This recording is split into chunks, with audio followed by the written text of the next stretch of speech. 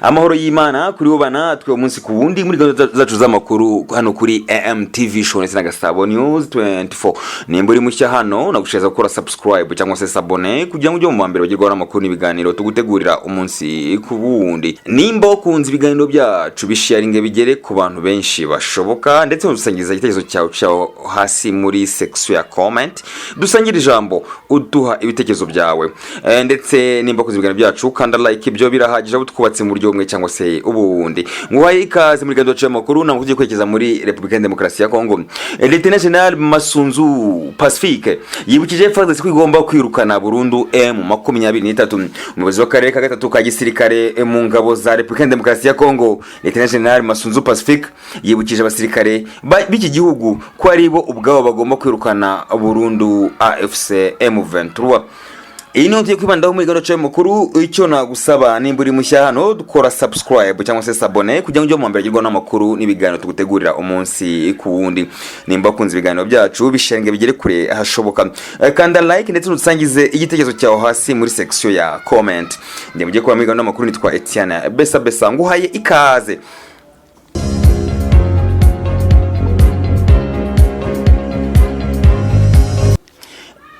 Ikaze muri gahunda yacu y'amakuru twerekeza muri Republika ya Demokarasi ya Kongo akomeje kubera intambara ihuje AFC M23 ndetse n'igisirikare cya Kongo aricyo FARDC. Lt.Gen MASUNZU PACIFIQUE yibukije FARDC kwigomba kwirukana burundu M23 ku butaka bwa Kongo.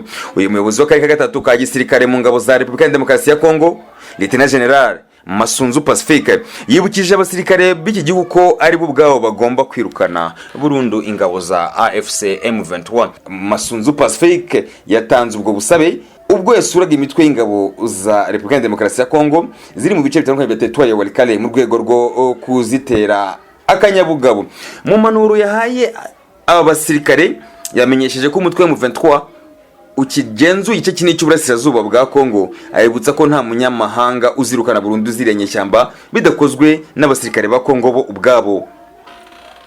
Yagize ati dufite igihugu kimwe cyonyine ari nacyo butaka bwacu, nta munyamahanga uzaturwanirira, tugomba kwirukana ubwacu tukirukana M23 ku butaka bwacu.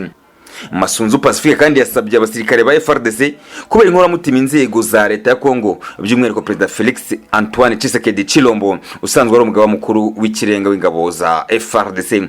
MASUNZU yasuye ingabo za FARDC ziri Walikale mu gihe ku rundi ruhande amakuru avuga ko M23 maze igihe yongera ingabo mu birindiro byayo biri hafi y'iteritware ibica amarenga y'uko imirwano hagati y'impande zombi ishobora kongera kubura. Mu ntangiriro za Werurwe uyu mwaka M23 yafashe umujyi wa Walikale gusiza kuvamo ku bushake mu rwego rwo guha amahirwe ibiganiro byarimo bihuza na leta ya Kinshasa. Ibiganiro byabiraga i Doha muri Qatar. Muri biganiro impande zombi zimaze igihe zihuramo i Doha muri Qatar zumvikanye ko bazitanza gahenge ibyatumye imirwano isa n'igabanya umurego. Uyu na musozo wacu w'inkuru reka ngushime ubana natwe umunsi ku wundi muri gahunda y'amakuru. Amakuru nk'aya akagaruka kuri MTV show na Gasabo News 24. Shalom.